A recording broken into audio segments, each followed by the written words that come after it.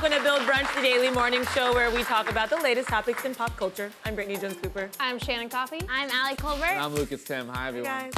Woo. Today we're going to talk about the long-awaited return of HBO's Big Little Lies, an innovative way to get kids eating healthier, and actress Gwyneth Paltrow's marriage secrets. Plus, Glee superstar Kevin McHale joins the table to discuss his new music. But first...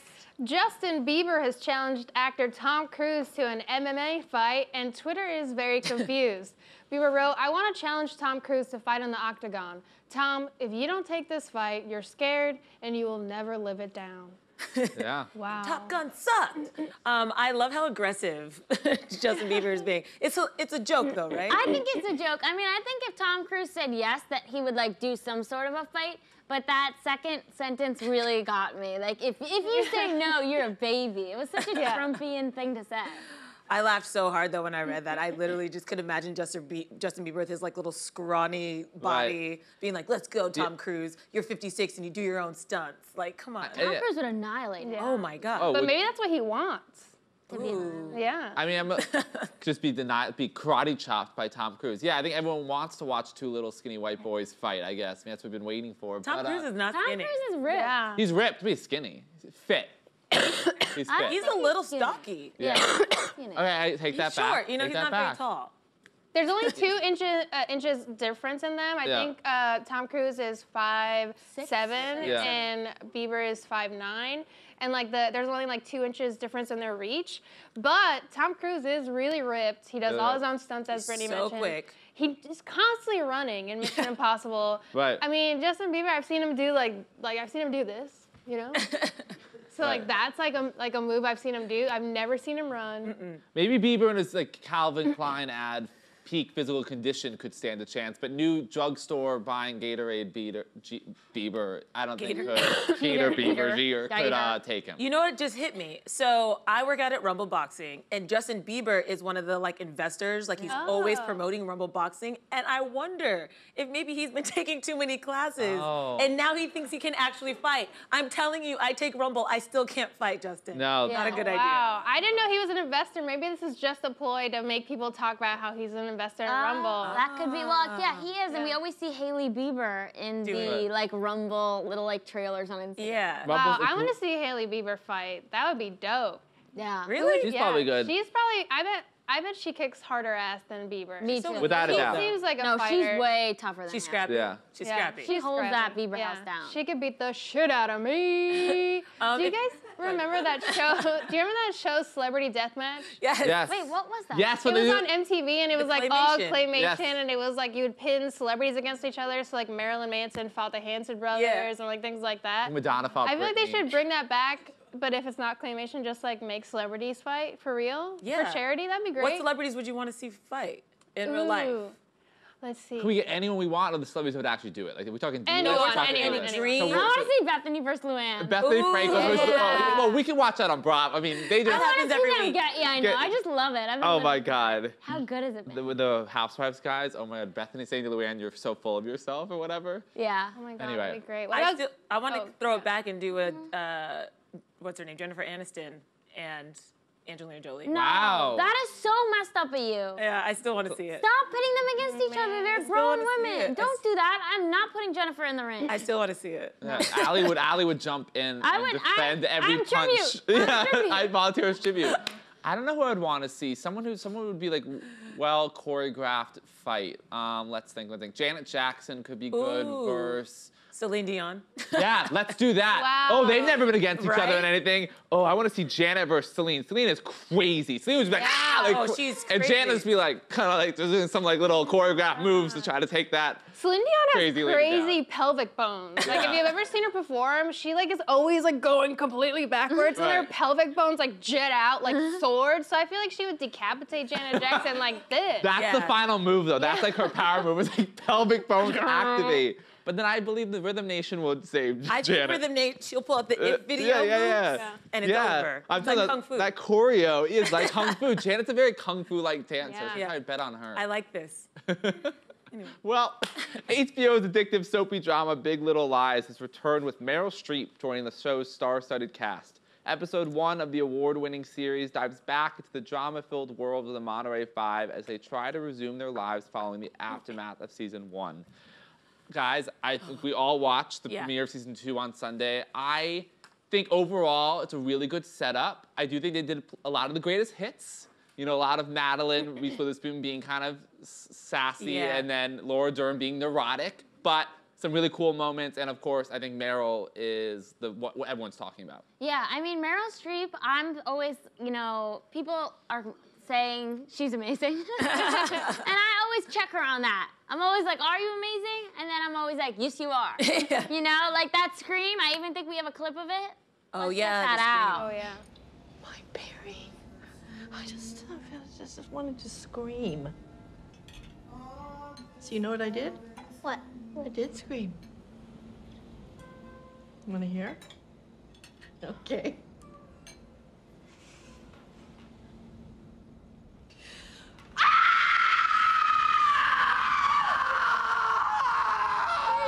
Mary Louise, please. What? My grief is too loud for you. Oh, just Celeste. It is like a guttural scream that only Meryl could pull off. It was great. Like, throughout the episode, I was just like, who are you? Like, she really, she's good. I hate to say it. When she insulted Reese Witherspoon's character for being short, saying she didn't trust her, that was a great exchange between the two. Do you believe that short people are not to be trusted? I don't know. Jury's still out on that one. Jury's still out. I also love that scream scene because if you watch the twins, one of them reacts and the other one just keeps eating his food, and that's the twin that was like the bully. So that kid is like just being like written to be sadistic. Oh, for like sure. he is gonna continue the abuse cycle. Like there is no changing him. That scream did not hit him. He was like, whatever, grandma. Note. I didn't even check. Yeah, it's really cool. There's like so many themes in this show that they have to play with that are amazing. Like, you know, how different people cope with grief, like how you keep a secret amongst 5 very different women and how they're all dealing with it. It's so good. And also Nicole Kidman is still struggling with her domestic abuse, even though her abuser's gone. And I think that's really fascinating too. The guilt she still feels in different capacities, the responsibility she feels. I think it's really important to explore that theme. 2 things I love about this season. One, Meryl Streep's character is named Mary Louise, which is Meryl Streep's birth name, her real name. And the showrunner actually named the character, like she designed this character for Meryl to play. So she named her Mary Louise as sort of like manifesting Meryl into this role, which I love. And then Meryl, of course, accepted, and we have this beautiful portrayal. I actually got to check out 4 episodes because I interviewed some of the cast, and it just gets better. And Meryl Streep's role is like what makes this second season worth it. Like it just continues to grow. She has like these unique dynamics with all the women that like it makes the second season like, oh, this is why they're doing it. It's amazing. Was Mary Louise a character in the book? I don't believe so. So that was just the showrunner's creation. Yeah, because they're sort of off the book now, right? Yeah, I think her character, definitely seeing the first episode, gives me faith of a reason for it returning. I was one of the people saying it should not have returned. It should have been a limited series. It was so good. It was submitted in the award categories, limited series and stuff. So I was a little bit hesitant for it to come back and wondering why Meryl Streep would want to do it. And you kind of, I guess she wants to be with David E. Kelly, who's the showrunner, and work with these incredible cast women. But believing your opinion, I trust you, and I could see how like her character, because she's so out of place, she so doesn't fit in, that the way she's gonna interact with them, especially trying to uncover the truth of what happened to her abusive son, whether she knows he was abusive or not, we'll see. Yeah. It's gonna be really cool to find out. It just seems awesome. I also really love that she used prosthetic teeth. Like she got teeth made to like mimic Alexander Skarsgård's teeth because his teeth are a little larger, and it makes them look a little bit more similar and related. But I think actors, like really good actors who can use like props and like change their faces and really elevate that costuming, I really respect them so much because they can make a character just become a completely different person without taking it like too far and looking like a joke. And like you wouldn't even, like if you didn't really know Meryl Streep, you wouldn't actually know something's different about her face. But like just slightly bigger teeth can completely change the way you talk, the way you hold your face, your emotions, how they emote on your skin, like everything. So it's just like acting can be such an art form, and it's often wasted by flops. I agree. There are so many moments in her performance that are silent, and it's just her looking or reacting or doing something. And like you said, it's just like all of that skill and talent is coming through her face. And using something just like as small as the teeth brings it even more to life. Because like some of my favorite moments are where she says something kind of fucked up and then she just like looked at them and you're like, ooh. Like, oh no. She's more subtle with her reading, for sure. Yeah, but I'm not rooting for her. She's kind of the villain, right? Yeah, like, first I want Zoe Kravitz to find peace. That I know. is very sad what's happened in the first episode with her. Yeah. But also, like, I just want Laura Dern. I could watch Laura Dern in that posing for the magazine photo shoot at our house. This is my house thing for an hour. Like, just doing Laura Dern, just being like. She seems so unaffected by, like, the murder that they just committed. Like, get over it. She basically like, get over it, we're all good. Like, her and Madeline are, like, clearly I think like, Madeline has anger issues. But Laura Dern's like, I really don't care what happened. I really do love the connection between Nicole Kidman and Shailene Woodley's characters now, because, like, obviously that evil husband also assaulted Shailene's character, and I love that there's no anger there between each other. They're just supporting one another, even though Shailene's character is like, I would hate me. Like, why don't you hate me? I also think it's so cool. This is the only thing that Shailene Woodley's doing right now, and she's such a great actress, but I feel like she's very particular about what roles she chooses, and I would love to see more of her. Like, right now, they're kind of just keeping her. I just read up a lot about Shailene Woodley and how she like makes all of her own like face lotions and like toothpaste and like medicines, and like she gets all of her food from a farm every month, and like she gets her own water by like a mountain, and I was just like, girl, that sounds like shit. Exhausting. No, she's actually, she is such a like thoughtful, like present person. She really is unlike other Hollywood actors. Like, she was an activist before it was trendy for actors to be activists. Like, she really has always been in this reality of like, even though she could be completely disconnected, she's a very like heartful, truthful, thoughtful, present human being. I'm very curious to smell her breath that she makes her own toothpaste, just because I'm wondering if it would be like, I mean, I don't want to like actually smell her breath. I'm just saying, like, you make your own toothpaste. We all were just like, wow. Is it good see all three of us just look at him like, but you know what I mean? Like, if she makes her own toothpaste, I kind of want to know if it's good. Well, I mean, you know the ingredients that go into toothpaste. You can make it with baking soda and like just key ingredients, and it would still be the same toothpaste you buy at the store. I honestly don't know. That's us just coming from an ignorant place, thinking that you need a factory to make this toothpaste, but you Totally, don't. I had no idea. I had no idea small, toothpaste is made. There's like small, like ridiculous, like villages that like don't even brush their teeth. They just use twigs. Sorry, my friend is a dental hygienist, and they literally just use twigs, and that's all they do, and they don't have any cavities, and it's because they eat all pure food. They're not eating the processed junk that gets crammed down our throats every day. So we're really like we're conditioned. Yeah, we're like brainwashed to think like we need to get this from Colgate. Kraft like, pretty white, 90% glamorous toothpaste I have kind of thing. Shailene Woodley's right. Okay, Big Little Lies also has really good music. Oh yeah, the music. And but the one thing that bugged me out was like when Shailene Woodley was dancing on the beach. That was the "Call Me by Your Name" song. Yeah. And I was just like, don't take my gay music for this show. Like, that was Timothée Chalamet crying at the end of "Call Me by Your Name," and then Shailene Woodley was like dancing like a maniac on the beach. I was like, go make your own toothpaste somewhere. But they were both emotional moments. No, that "Call By Your Name" scene, that's like that changes you. All right, fair. Moving on, Kraft is packaging a little white lie to trick kids into eating their veggies. The brand recently unveiled its new limited edition salad frosting, which is simply Kraft Classic Ranch dressing disguised in a frosting tube. Take a look. Don't touch the china cabinet, it'll turn into spiders. The internet lady turns off the internet at 6 p.m. Introducing Kraft Salad Frosting. Ingredients, Kraft Ranch dressing, and deception. Is it frosting? No. Is it wrong? It's not important. But it will get your kids to eat their salad and veggies. Kids, look, frosting for salad. Well, watch out, Meryl. There's another lady coming up who's really good at acting. I think she's great. That woman looks like she uses natural toothpaste too.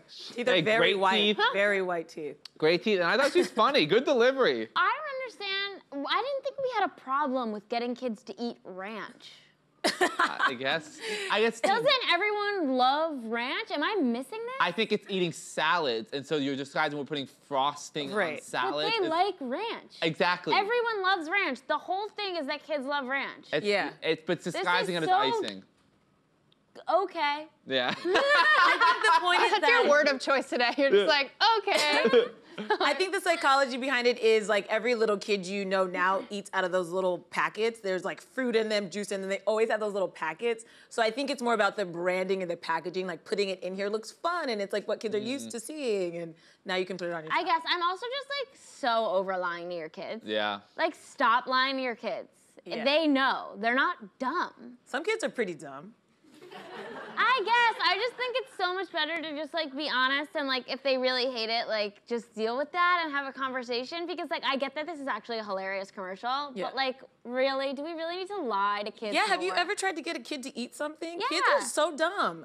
Yeah, they don't know what's good for them and they don't want anything green or they go through phases where they like don't want to touch anything that's purple and it's like, Jesus Christ. So No. look, my thing is whatever parents need to do to get their kids nourished, Yeah. I'm okay with. Yeah, I didn't eat a lot of vegetables growing up, and I regret that.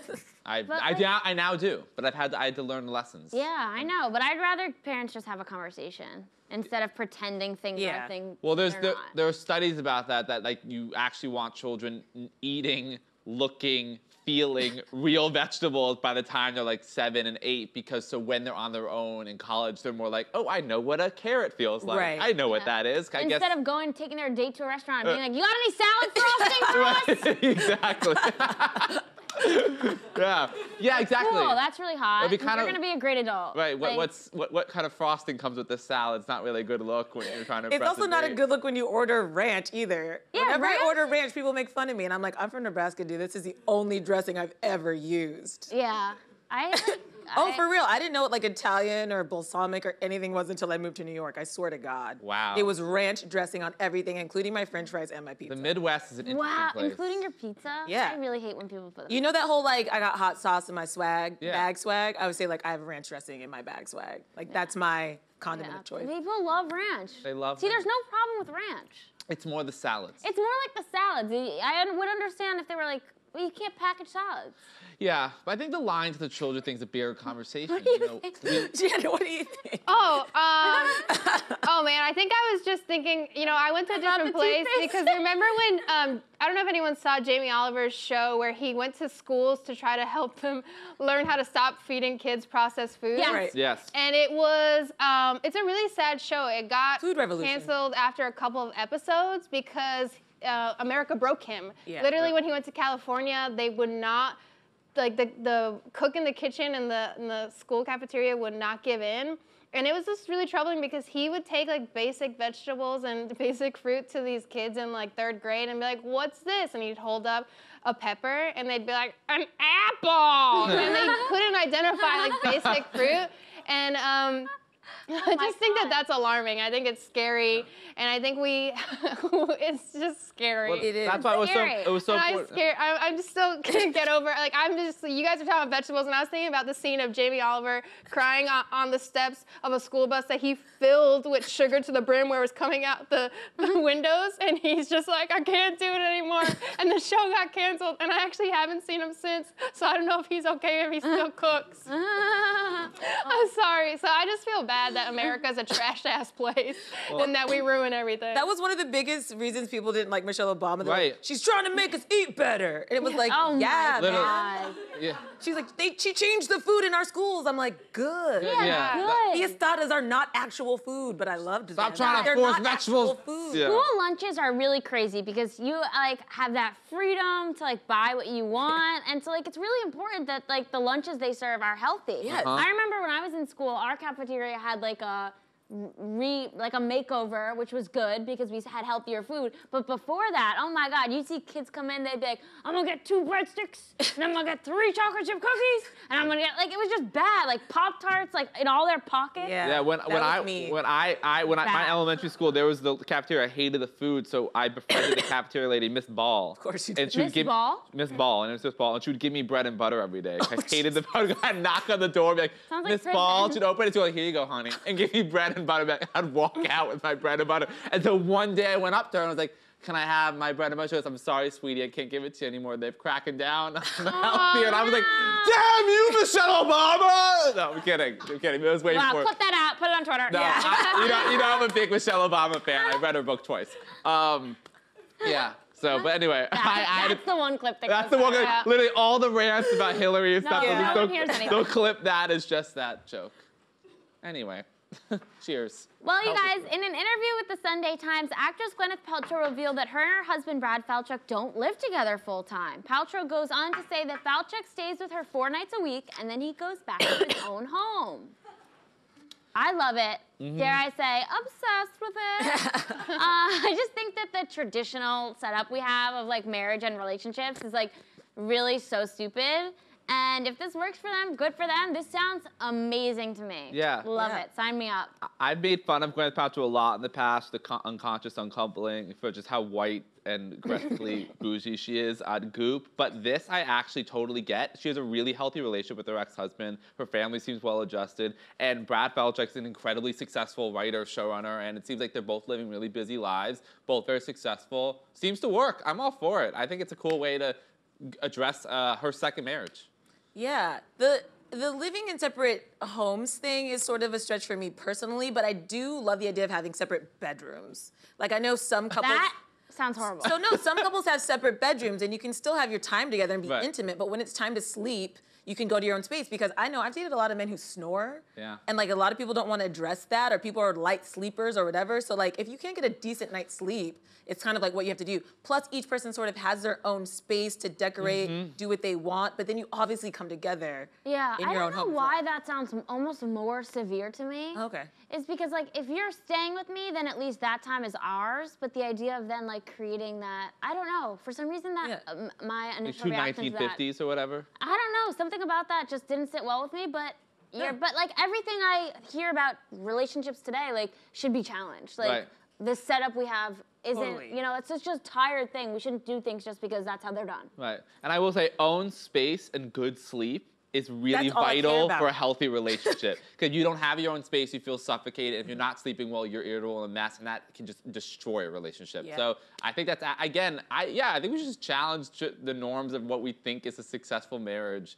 You know. And because like yeah. marriages don't succeed. Exactly. My parents So slept like, together. why are we like, this is what they should do? Like, Yeah. they don't work. Yeah, my parents slept 50% together. of the time they do not work. Yeah. 20 years slept together in the same room. They're divorced. Right. So, I mean, come on. What do I know? You just break into tears. The only thing about having this separate home, I would probably eventually get insecure about that. Like, if he's not with me those 3 days, does he have like a girlfriend that comes? Like, if you don't know, that's the only thing I would get weird about, I think. Versus like if we had separate spaces in our own home. I wasn't even thinking Like of if that. he was away from me, I'm like, well, he's good. It's not like he's got like a secret family. Well, for these two, they have children of their Yeah. own, each. Yeah. Right? So, and they're both busy people with projects. He has his own kid, right? I think confirm so. that. Yeah. I could see, because of the industry they're in and her being her goop girl, Yeah. him going home to like whatever, do his thing, and she's with her kids. Like, I Totally, get that. I don't think he's cheating on her. No, Yeah. not him specifically. I'm saying like I would be No, in the I situation. see that. I see that as I feel like you don't need a whole other house to cheat. Like you could live in the same house and you can live in a studio apartment with your other, and they literally will find a way to cheat on you if they're gonna cheat on That's you. right. And if you're married to someone that you think is gonna cheat on you, then get out. Like Yeah. you don't, or have a conversation with them. Like Facts. literally, like it just cheating fucking sucks. The house or not is not gonna make it happen. That's right. That's a good point. Yeah, I also really love that clip of Gwyneth where she realized the scene that she shot, the scene where she like has a press release with Spider-Man wasn't for Spider-Man Homecoming. Did you guys see that? Yeah. Wait, Yeah. so the clip from Chef. Yeah, I think we have it. We were actually doing it when we were filming Spider-Man. That was the first time. We just brought a film crew with us down to Atlanta, and we cooked at the Optimist. And we had a Spider-Man? dinner. Well, yeah, we were in Spider-Man together. Remember we were on Spider-Man? We weren't in Spider-Man. Yes, we were. Homecoming. You were in Spider-Man. No, Yeah. I was in Avengers. No, you were in Avengers. Spider-Man also. It's What? become. Remember Spider-Man at the end, and Tom Holland's there, and you're gonna walk out and do a press conference. And I give you the Oh, ring. yes. That was Spider-Man. That was Spider-Man? Oh my God. I love this.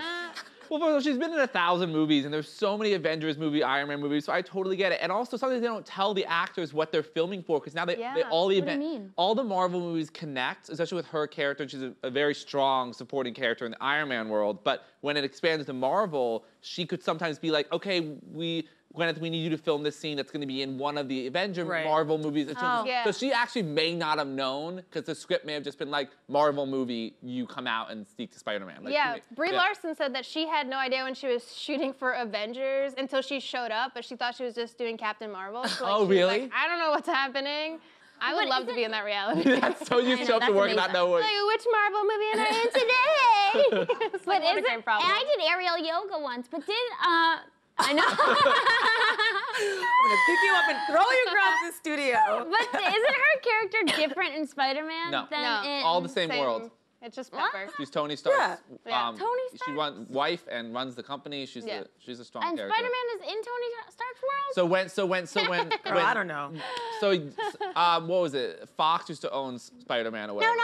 Don't do that. Just tell me, Spider-Man's in the same world as They're all Avengers. They're all Avengers. I heard you being like, it was a $2 million deal. She's like, no, keep the numbers out. Who is Iron Man is like a mentor to Spider-Man. So in 1973. I love someone comic books to me and they're like, I don't want to hear it. And like, then don't ask the hard questions. Thank you, Shane. Okay?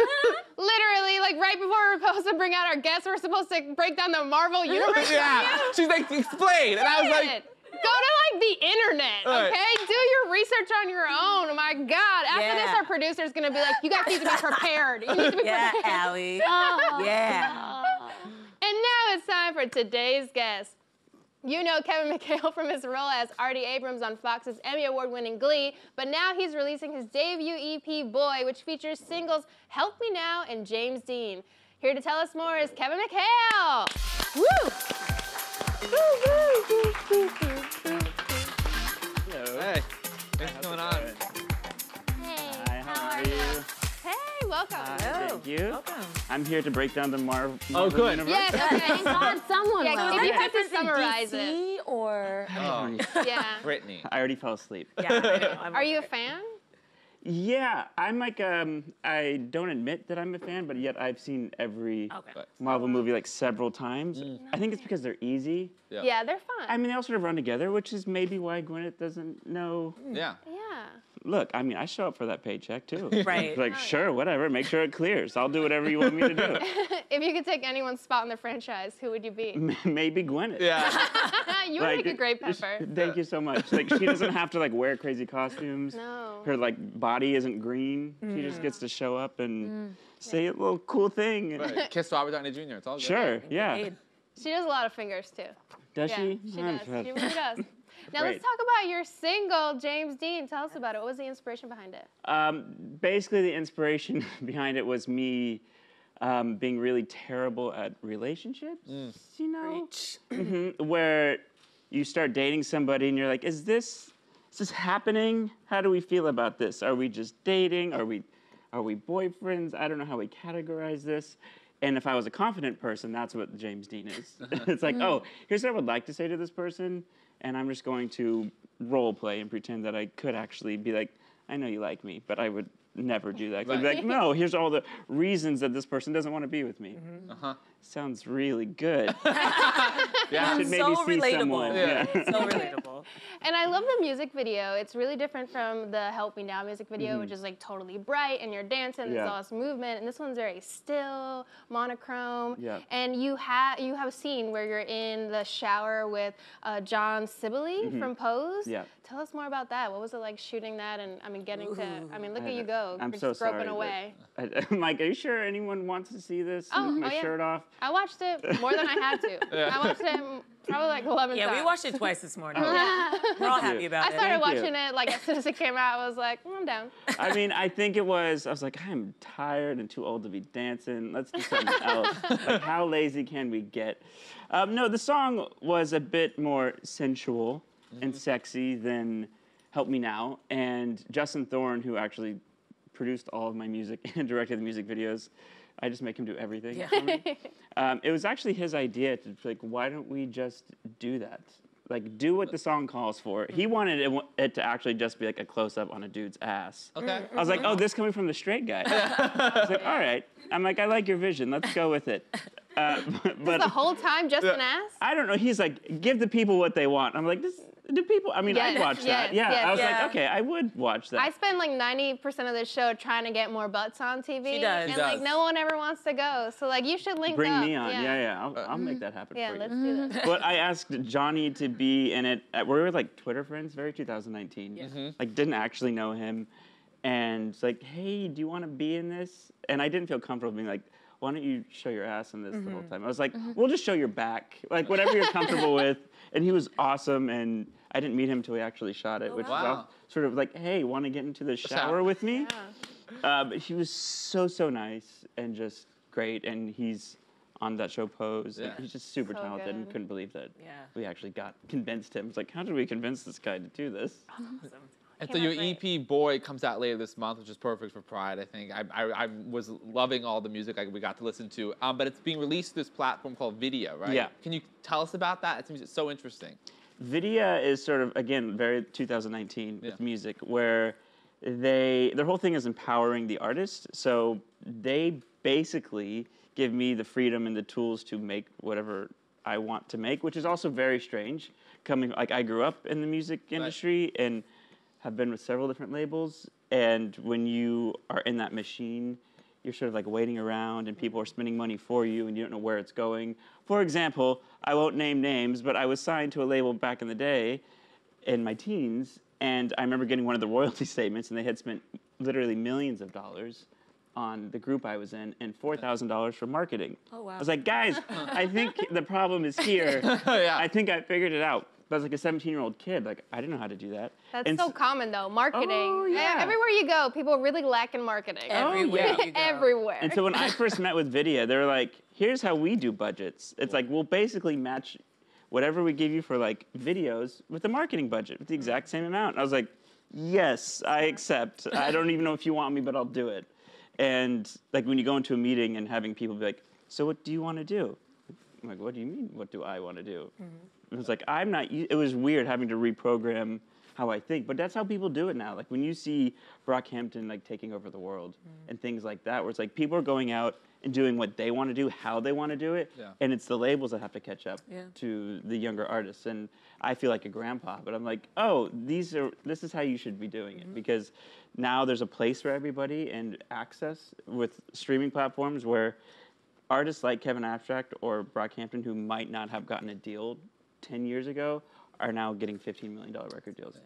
And the sound of the album's really cool. It's like, I kind of see some like SZA, but also a mix of that 90s pop, like Britney kind of NSYNC kind of blend of music.